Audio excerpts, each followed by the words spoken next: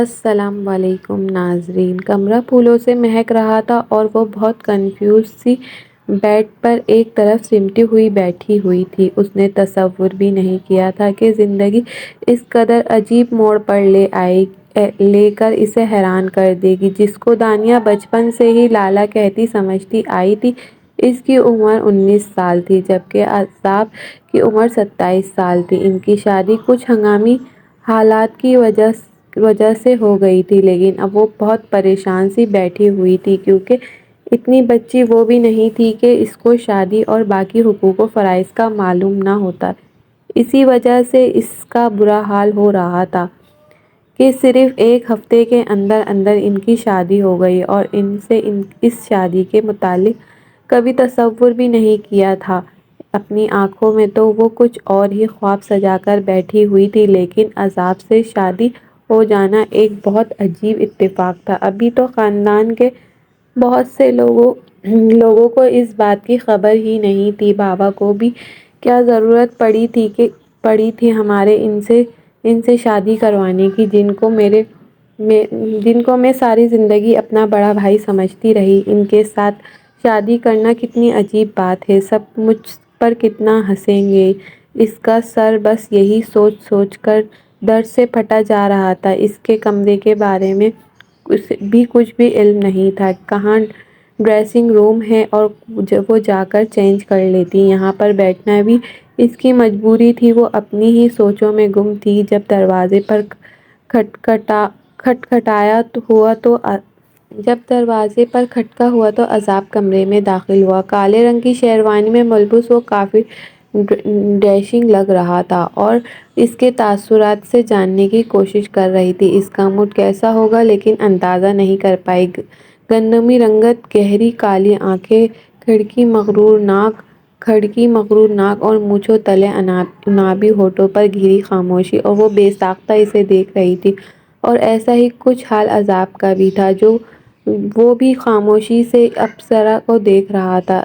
اس نے تصور بھی نہیں کیا تھا کہ وہ دلہن بن کر اتنی حسین لگ رہی ہوگی، کیونکہ دونوں کے دل میں معاملات تو کافی مختلف تھے، لیکن اس وقت وہ اس سے نظریں نہیں چرا رہا تھا۔ لیکن عذاب بھائی نے اگر تمہیں دیکھا تو وہ نظریں نہیں ہٹا پائیں گے، اور ان کو پہلے ہی لمحے تم سے محبت ہو جائے گی۔ جیسے ہی اس کے کان میں اپنی دوست کا جملہ گونجا تو سارے وجود میں سنسناہٹ سی دوڑ گئی۔ اس کا کہنا دانیہ سے دیکھا نہیں جا رہا تھا، اور اس کی شاندار شخصیت کو دیکھ کر اس کے پسینے ہی چھوٹ گئے۔ وہ چھوٹے چھوٹے قدم اٹھاتا بیڈ کی طرف آیا اور دانیہ فوراً کھڑی ہو گئی۔ کیا ہوا؟ اس سے غیر متوقع طور پر کھڑے ہوتے دیکھ کر عذاب نے پوچھا۔ وہ ابھی بھی اسے اسی خمخوار لوہار نگاہوں سے دیکھ رہا تھا۔ لالا میم، میرا دل گھبرا رہا ہے، مجھے باہر جانا ہے۔ اس کی خوف سے کپکپاتی ہوئی آواز سن کر عذاب شاہکار پارہ ہائی ہوا تھا، جب اس کی جانب دیکھنے سے بھی کترا رہی تھی۔ خبردار، جو تم نے آئندہ لالا کہہ کر ہمارا رشتہ خراب کرنے کی کوشش کی تو وہ ضرور کروں گا، جس کے ڈر سے تم رو رہی ہو۔ کہتے ہو وہ اس کے قریب آیا، کیا مطلب؟ اس کی بات سن کر وہ کانپتی ہوئی آواز میں بولی، کچھ نہیں، خاموشی سے بیڈ پر بیٹھ جاؤ، کسی بھی قسم کا تماشا مت کرنا، ورنہ مجھ سے برا کوئی نہیں ہوگا۔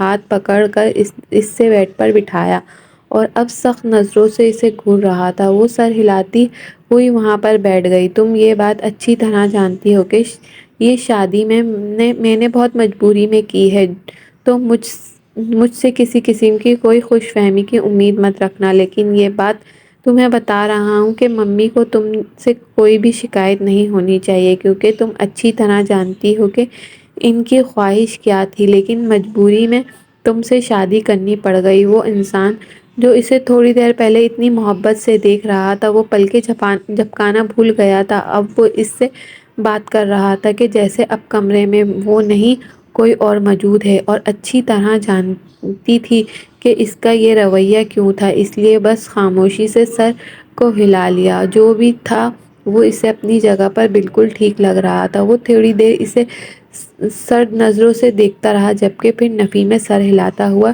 ڈریسنگ روم میں چلا گیا اور دانیہ کا دل کر رہا تھا کہ وہ اتنی اونچی آواز میں روئے کہ اس کی روح نکل جائے۔ محترمہ جا کر چینج کر لو، لائٹ آف کر دو، مجھے سونا ہے، اور یہاں یہ کمرہ شیئر کرنا میری مجبوری ہے، لیکن بیڈ شیئر نہیں کر سکتا تو تمہیں صوفے پر ایڈجسٹ ہونا پڑے گا۔ ڈریسنگ روم سے باہر نکل کر اس نے ایک نیا حکم جاری کر دیا اور دانیہ نے بے ساختہ صوفے کی طرف دیکھا تو اس کو سر ہلا دیا تھا، کیونکہ اس کے لیے بھی بیڈ پر اس کے قریب لیٹنا دنیا کا مشکل ترین کام تھا۔ خاموشی کے ساتھ رات گزرنے لگی اور دونوں اپنی اپنی گہری سوچوں میں گم اپنی زندگی کے اس قدر اچانک بدل جانے پر حیران رہ گئے۔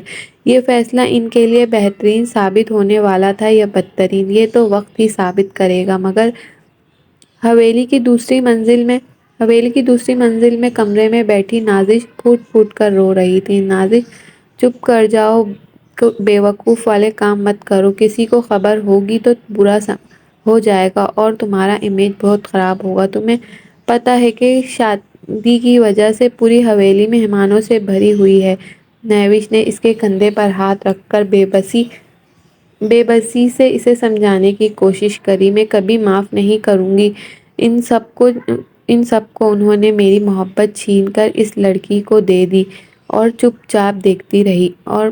میں چپ چاپ دیکھتی رہی۔ میں کبھی بھی اسے اور عذاب کو معاف نہیں کروں گی۔ تم دیکھنا، ان لوگوں کو برباد کر دوں گی۔ اس نے آنسو نہیں صاف کیے تھے، لیکن اس نے حتمی لہجے میں کہا تھا، بہت سوچ لیا، تم جو مرضی کرتی رہنا، لیکن پلیز فی الحال کے لیے خاموشی سدھا لو، کیونکہ کوئی نہ کوئی ہمارے کمرے میں سونے کے لیے ضرور آئے گا اور تمہارے رونے سے بہت سے سوال کھڑے ہو جائیں گے۔ مہوش کو اسی چیز کی فکر تھی کہ بس وہ خاموش ہو جائے، کیونکہ وہ نہیں چاہتی تھی کہ کوئی اس کی بہن کو یوں روتا ہوا دیکھے۔ کوئی میرے رونے پر سوال کھڑا کر سکتا تھا، لیکن جو زیادتی آج داجی نے میرے ساتھ کی تھی، اس کا جواب کون دے گا؟ اس کے لیے سوال کون کرے گا؟ نازش کا بس نہیں چل رہا تھا کہ وہ آج دانیہ کو برباد کر ہی دے۔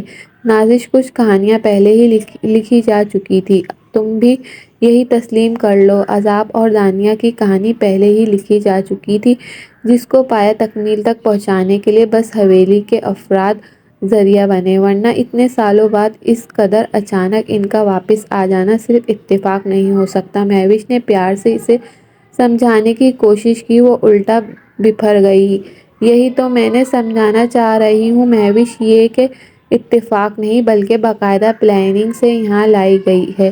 ان کو ناکو چنے چبوا دوں گی، کیونکہ میں ابھی تو اس حویلی کا خون ہوں، اور اگر داجی اپنی بات کے پکے ہیں تو میں اپنی بات سے پیچھے ہٹنے والوں میں سے نہیں ہوں۔ اگر ان کو ان کے فیصلے پر پچھتانے پر مجبور نہ کر دیا تو میرا نام بھی نازش آفریدی نہیں۔ اپنی آنکھوں کو رگڑتے ہوئے سرخ ہوتی آنکھوں سے صرف دھمکی نہیں دے رہی تھی، اس کا لہجہ بتا رہا تھا کہ وہ معاف نہیں کرے گی، کیونکہ جو خواب اسے دکھائے گئے تھے وہ اس کے بعد جس طرح ان خوابوں کو توڑا گیا تھا تو اس نے اس کا بھی تصور نہیں کیا، اور یہ بات تو دانیہ اور عذاب نے تصور بھی نہیں کی تھی کہ ان کی زندگی کس طرح عذاب میں منتقل ہونے والی تھی۔ اگلے روز ولیمہ تھا، اور جب اس کی آنکھ کھلی تو سورج سر پہ چڑھا ہوا تھا۔ صوفے پر خود کو پایا تو چند لمحوں میں سب کچھ یاد آ گیا۔ اس نے ایک بیڈ کی طرف بے ساختہ دیکھا تو بیڈ خالی تھا، جس کا مطلب تھا کہ موصوف وہاں سے جا چکے تھے۔ وہ خالی لاذہنی سے کتنی ہی دیر بیٹھ کر پتہ نہیں کیا سوچتی رہی۔ زندگی کس طرح بدل گئی۔ وہ ڈریسنگ ٹیبل کے شیشے کے سامنے کھڑی خود کو دیکھ رہی تھی اور کسی کی سوچ پہنچی ہوئی تھی۔ جب باتھ روم کا دروازہ کھلا تو اس کے پیچھے سے وہ نازل ہوا، اس کے عین پیچھے آ کر کھڑا ہو گیا کہ اس دان پان سی لڑکی کا وجود اس کے پیچھے چھپ سا گیا۔ وہ ڈرتے ہوئے ہی آئینے میں سے اسے دیکھ رہی تھی۔ اتنی خوبصورت تو نہیں ہو تم کہ تم اپنی ہی نظر نہ ہٹنے، یعنی اس آئینے کے سامنے کھڑے ہو کر جیسے تم خود کو دیکھ رہی ہو، وہ طنزیہ لب و لہجے میں کہتا ہوا اس کا دل ایک بار پھر توڑ گیا۔ آپ کو حسین لگ بھی نہیں سکتی، کیونکہ نازش جو نہیں ہو۔ پتہ نہیں کیسے آپ کی زبان پھسل گئی اور باتھ روم کی طرف جاتے ہوئے بے ساختہ ہی کہہ اٹھی کہ جب اس کے ماتھے کی رگیں تن گئیں اور ایک ہی چست میں آگے بڑھ کر اس کا بازو پکڑا اور اپنی جانب گھسیٹا تو اس کے سینے میں آن ٹکرائی اور اپنی حد میں رہنا ذرا بھی حد پار کرنے کی کوشش کی تو تمہارا وہ حال کروں گا جو تم نے تصور بھی نہیں کیا ہوگا۔ اور اس کو میری دھمکی مت سمجھنا۔ دانیہ آفریدی اس کے منہ کو اپنے بائیں ہاتھ میں جکڑے ہوئے تھے۔ جس طرف اس نے دیکھا تو دانیہ کی روح کانپ گئی تھی۔ وہ گو کہ بہت صاف گوئی تھی، لیکن بھول گئی تھی کہ مقابل عازب تھا۔ میری بہت سمجھ میں آئی یا نہیں کہ بازو موڑتے ہوئے وہ غصے سے کہہ رہا تھا جی آ گئی، میرا بازو چھوڑیں، مجھے درد ہو رہا ہے۔ نہ چاہ کر بھی اس کی آنکھوں میں نمی آ گئی۔ مجھ سے ابھی سوری کہو اور 50 بار کہو۔ اس انوکھی فرمائش پر وہ حیران سی اس کو دیکھ رہی تھی کہ شادی کے اگلے روز ہی وہ اس قدر عجیب انداز سے اس سے فرمائش کر رہا۔ جی وہ صدمے سے اسے دیکھ رہی تھی۔ میں بہت کم سزا رکھی ہے اور کہا کہ 50 بار گن کر مجھے سوری کہو۔ اگر سوری نہیں کہو گی تو پھر جو میں کروں گا اس میں سوری نہیں کہوں گا۔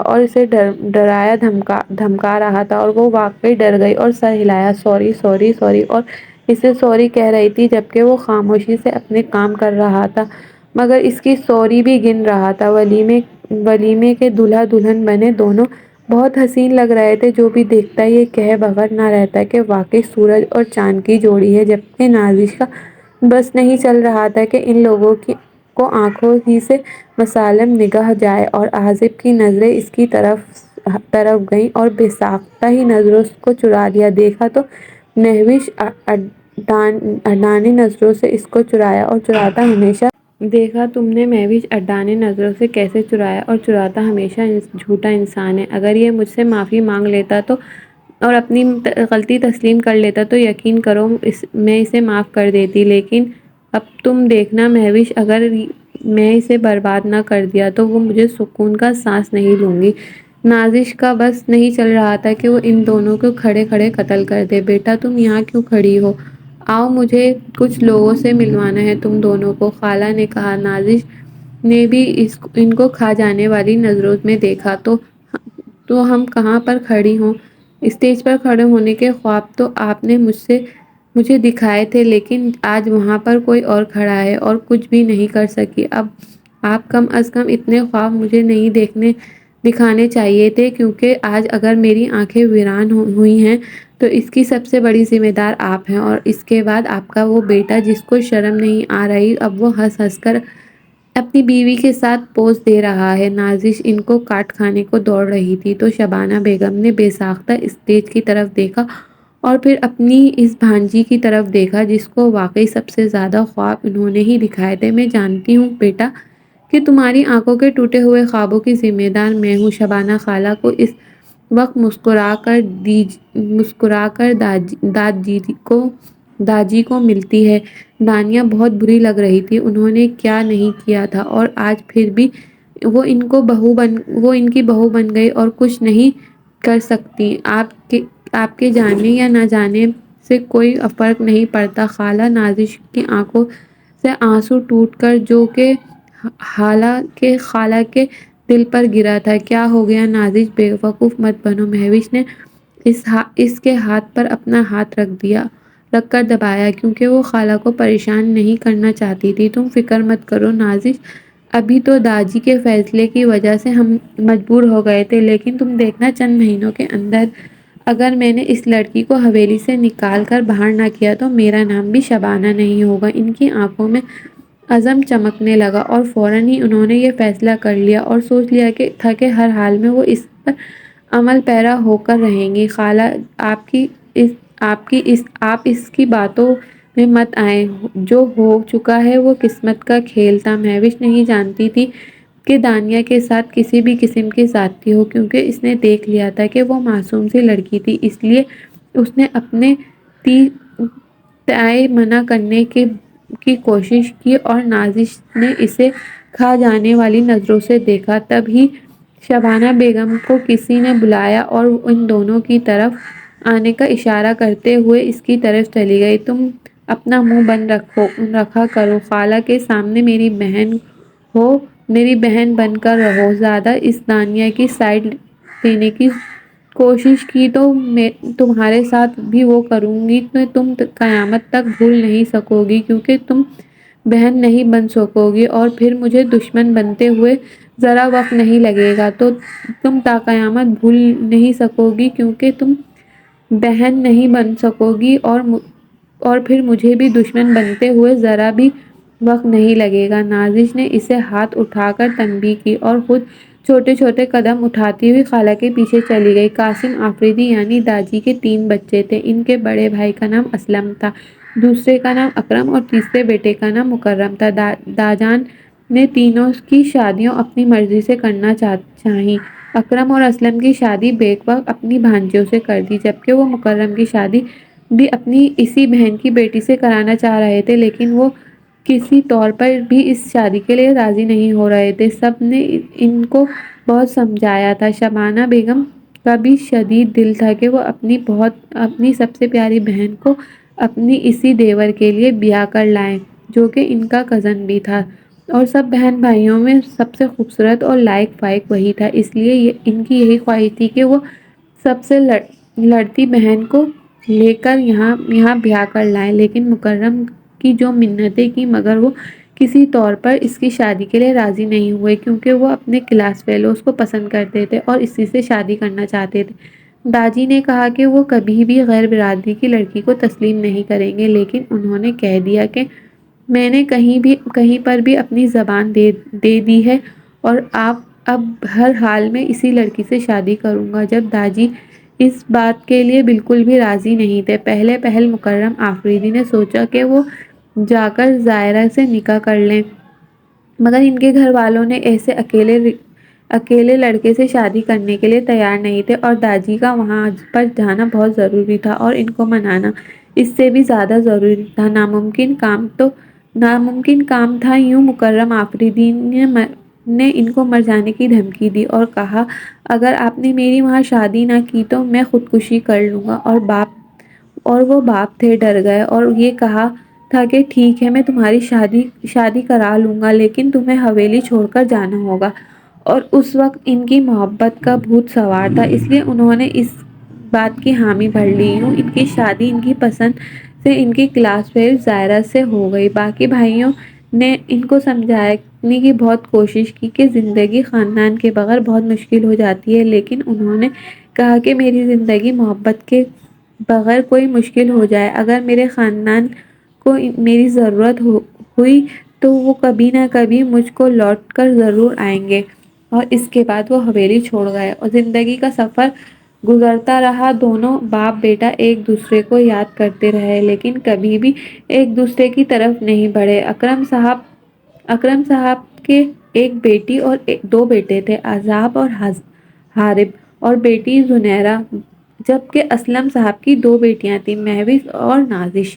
مہوش نازش دونوں کے والدین ان کے بچپن میں ہی ایک کار ایکسیڈنٹ میں انتقال ہو گیا تھا، اور شبانہ بیگم نے اپنی بھانجیوں کو بہت محبت سے پالا تھا۔ انہوں نے دونوں کو اپنے بیٹوں اور بیٹی جتنی بھی محبت دی تھی، اس لیے باجیوں کی بھی ان پر جان بستی تھی، اور رفتہ رفتہ انہوں نے سوچ لیا کہ نازش کو اپنے لاڈلے چہیتے بیٹے عذاب کی دلہن بنائیں گے، جبکہ دوسری طرف مکرم کا اپنے بھائیوں کے ساتھ رابطہ تھا۔ گو کہ باپ نے معاف نہیں کیا تھا، لیکن بھائی آتے تھے اور ان سے ملتے رہتے تھے، اور آج سب بھی آتا تھا، اور مکرم صاحب بھی یہی کہا تھا کہ تمہارا بھائی ہے، اور جب بھی وہاں آتا تو انہوں نے ہمیشہ اسے غصے میں ہی دیکھا اور اپنی ذات میں گم ہونے والا انسان تھا، کسی سے وہ زیادہ بات نہیں کرتا۔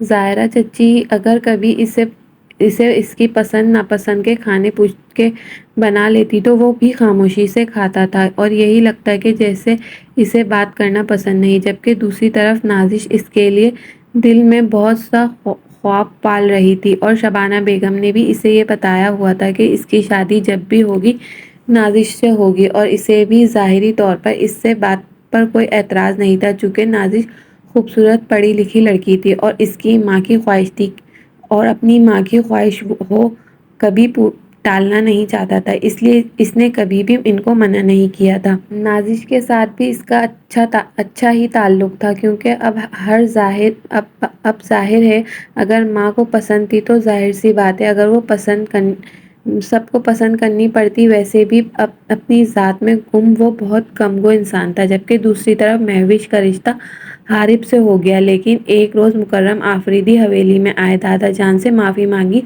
کیونکہ ان کی بیوی کا انتقال ہو چکا تھا اور وہ دل کے مریض تھے۔ انہوں نے دادا جان سے کہا، میں محبت تو پالی لیکن باقی رشتوں کے بغیر میں بہت کھوکھلا ہو گیا ہوں، اس لیے میں بس اتنا چاہتا ہوں کہ میری بیٹی کو حویلی کا نام دے دیا جائے۔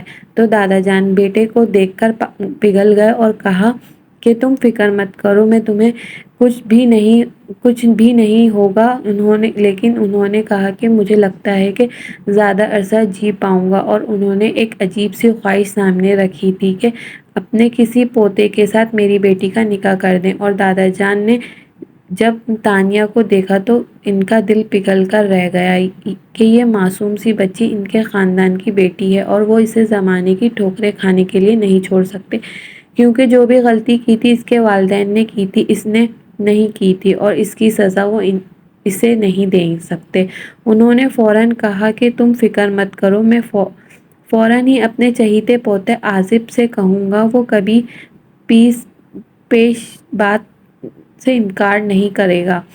اور پھر دادا جان نے جیسے ہی بات کہی، میں نے فیصلہ کیا اور عازب کا نکاح مکرم کی بیٹی دانیہ سے کرا دیا جائے۔ تو حال میں بیٹھے ہوئے تمام مانوس کو گویا سانپ سونگھ گیا تھا۔ شبانہ بیگم نے آنکھوں ہی آنکھوں میں شوہر کو دیکھا اور نفی میں سر ہلایا کیونکہ انہوں نے بہت پہلے ہی نازش کو اس کے دلہن کے روپ میں تصور کیا ہوا تھا، اور ویسے بھی انہیں وہ لڑکی کسی بھی قیمت پر قبول نہیں تھی اور نہ ہی وہ اسے پسند کرتی تھی کیونکہ اس کی ماں سے ان کے دیور نے ان کی بہن کا دھتکار کر شادی کی تھی اور چہیتے کے بیٹے کے لیے کبھی بھی اس لڑکی کا ہاتھ نہیں مانگ سکتی تھی، جبکہ بھائیوں کو اس بات پر کوئی اعتراض نہیں تھا۔ البتہ جب یہ بات عازب سے کی گئی وہ چپ کر گیا اور شبانہ بیگم کو اس بات کا یقین تھا کہ وہ انکار کر کے آئے گا کیونکہ وہ خود دادا جان کے فیصلے سے اطلاق کرنے کی ہمت نہیں رکھتی تھی۔ اس لیے انہوں نے سوچا کہ ان کا بیٹا ان کا کبھی مان نہیں توڑے گا، لیکن جب وہ کمرے سے آیا تو اس نے کہا کہ دادا جان نے مجھے مجبور کر دیا اور میں کچھ نہیں کر سکتا۔ تو مہوش، نازش اور شبانہ بیگم نے انتہائی دکھ سے اسے دیکھا۔ تم جا کر دادا جان سے کہہ دو تم یہ شادی نہیں کر سکتے کیونکہ تم نازش کو پسند کرتے ہو۔ ان کے کہنے پر اس نے گہری سانس لی۔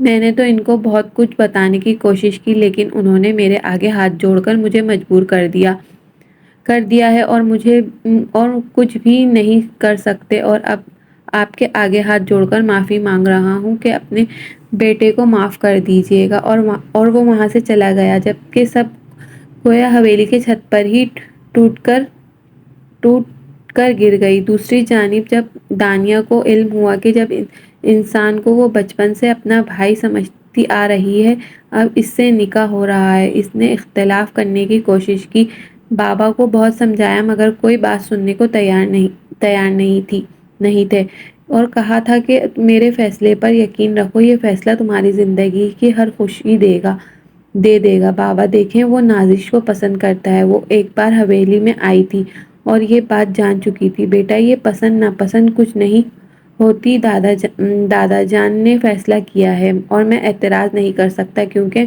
اگر میں نے ان کی بات پر اعتراض کیا تو وہ مجھے معاف نہیں کریں گے۔ بیٹا اپنے باپ کی معافی تمہارے ہاتھ میں ہے، تمہیں فورس نہیں کروں گا۔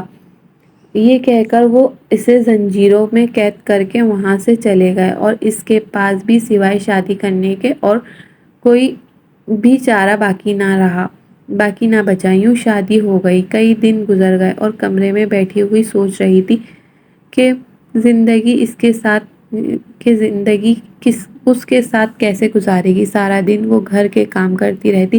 شبانہ بیگم نے اسے گویا حویلی کی نوکرانی بنا کر رکھ دیا تھا، کیونکہ مکرم صاحب تو واپس شہر چلے گئے اور انہوں نے سوچا تھا کہ آہستہ آہستہ اپنا بزنس یہاں پر سیٹ اپ کریں گے، اور داجان سارا دن ڈیرے پر ہوتے تھے جبکہ باقی سب اپنے دفتر میں۔ آصف بھی صبح گیا رات کو ہی لوٹتا تھا، سو کوئی بھی اس کا پرسان حال یہاں موجود نہیں تھا جو اس کی حالت دیکھ کر اس پر ترس کھا سکتا۔ اور آصف تو ماں کا چمچہ تھا، ماں جیسے کہتی جو کہتی وہ اس کی بات پر آنکھیں بند کر کے یقین کر لیتا۔ وہ سوچ رہی تھی کہ بابا نے جلد بازی میں شاید یہ فیصلہ غلط کر لیا، تبھی جھٹکے سے کمرہ کھلا اور آصف کمرے میں داخل ہوا۔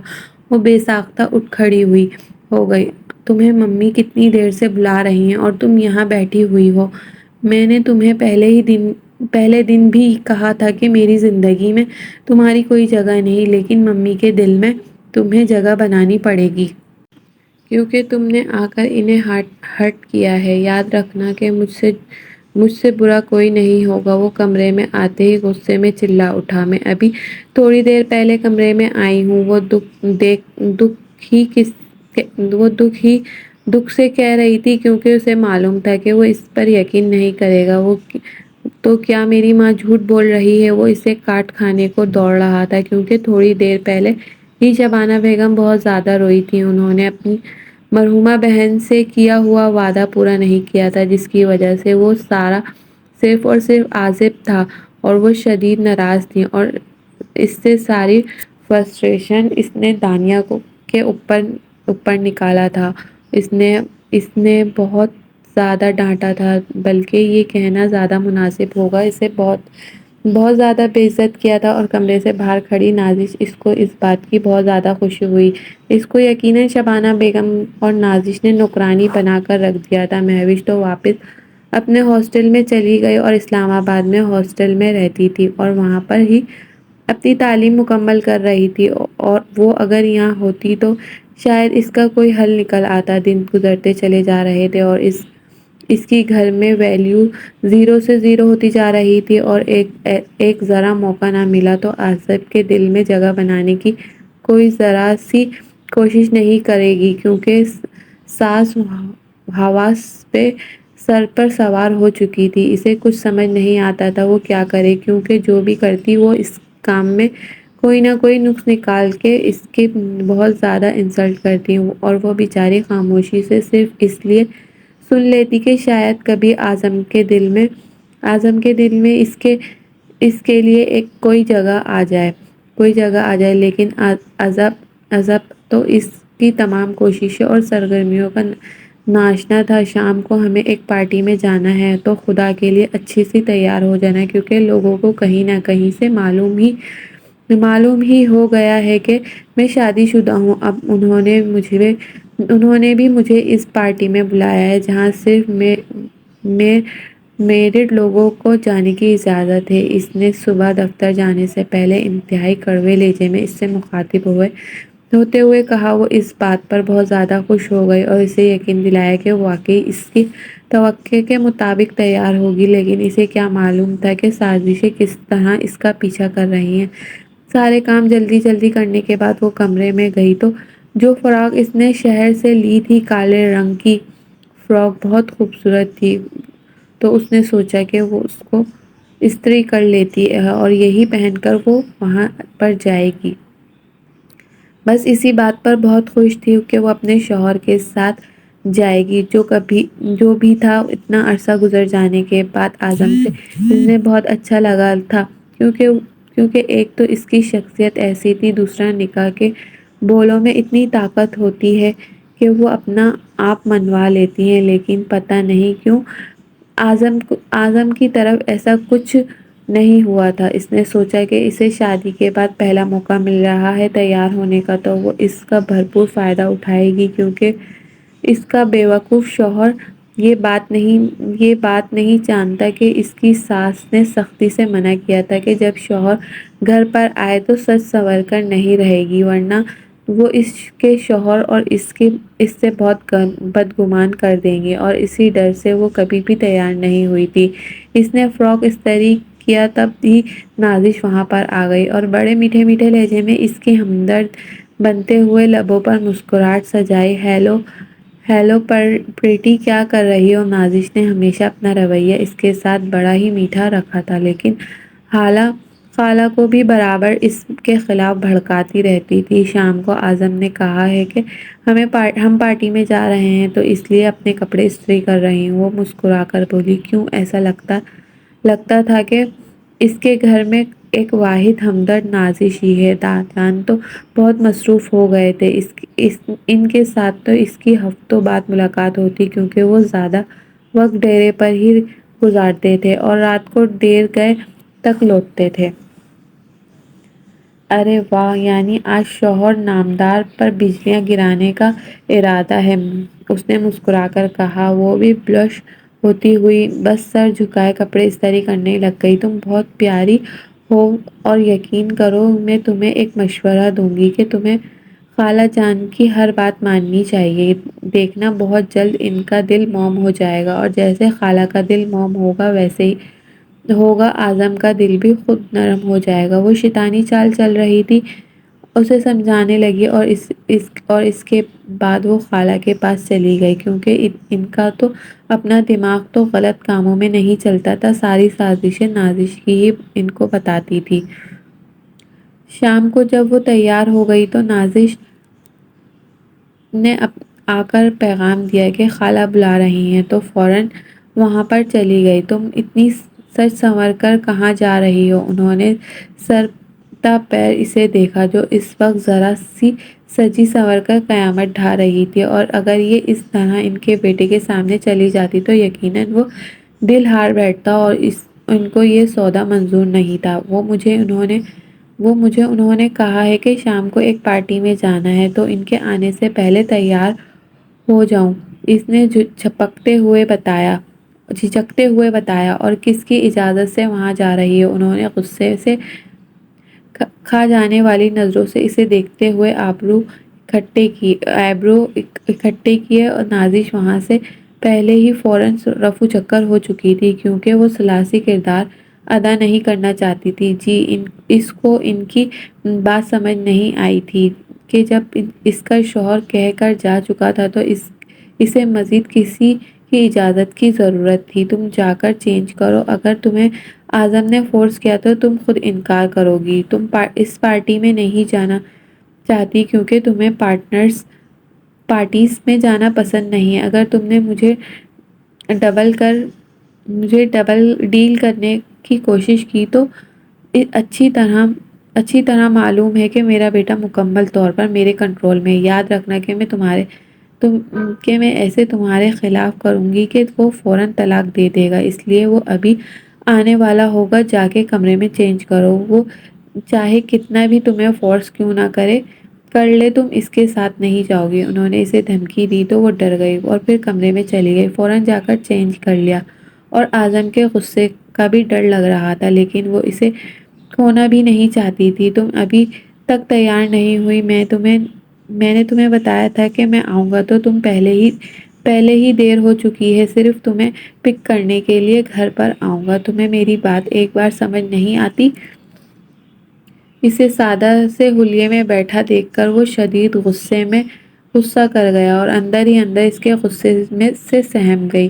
میں پارٹیز میں نہیں جاتی، مجھے پارٹیز میں جانا پسند نہیں، اس لیے میں نہیں جاؤں گی۔ وہ کہتا تو بہت نڈر انداز میں رہی تھی لیکن اندر ہی اندر اس کا دل کانپ رہا تھا کیونکہ اس کے غصے کا بھی اسے اچھی طرح علم تھا۔ تمہارا دماغ تو درست ہے نا؟ وہ اس سے اور کھا جانے والی نظروں سے دیکھتے ہوئے کہہ رہا تھا۔ جی، میرا دماغ درست ہے اور میں نے کہہ دیا میں کسی قسم کی پارٹیز میں نہیں جاؤں گی۔ یہ کہہ کر وہ کمرے سے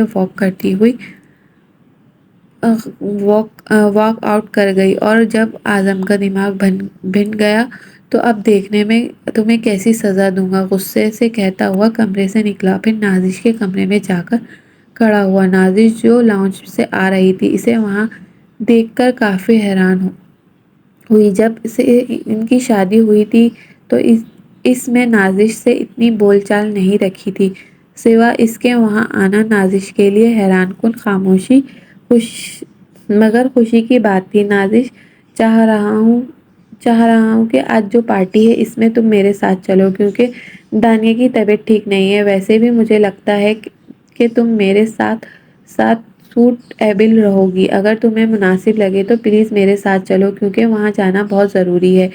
اس نے ایک ہی سانس میں ہر بات کہہ دی اور نازش نے بے یقینی سے اسے دیکھا۔ اصل کہانی وہ جو اچھی طرح آشنا تھی۔ میں جانتا ہوں کہ تمہیں لگا کہ میں تمہیں یوز کر رہا ہوں، لیکن میری مجبوری ہے۔ دیکھو ہم دوست بھی تو ہیں، تو اس دوستی کا تو بھرم رکھ لو۔ وہ اس وقت کافی پریشان لگ رہا تھا۔ ٹھیک ہے، تمہاری خاطر یہ بھی کر لیتے ہیں۔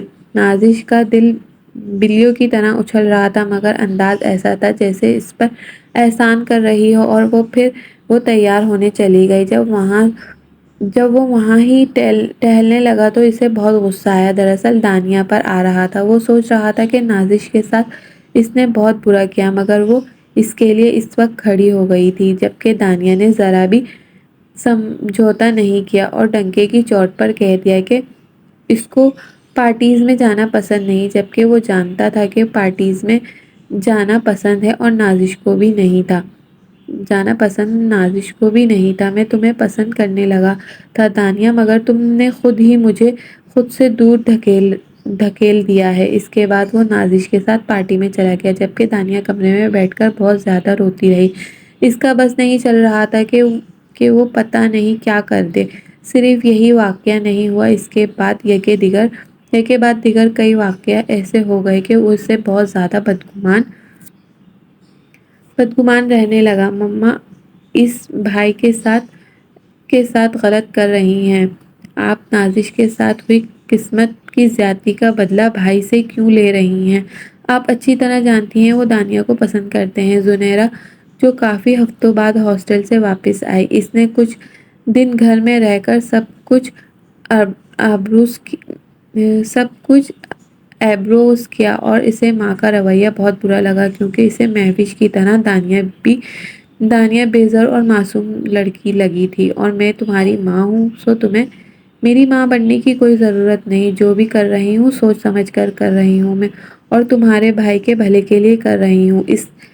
اس لیے تمہیں بیچ میں بولنے کی کوئی ضرورت نہیں ہے۔ انہوں نے اسے دو ٹوک جواب دیا، جبکہ اس نے تہیہ کر لیا تھا کہ وہ اپنے بھائی کی زندگی کو خراب نہیں ہونے دے گی۔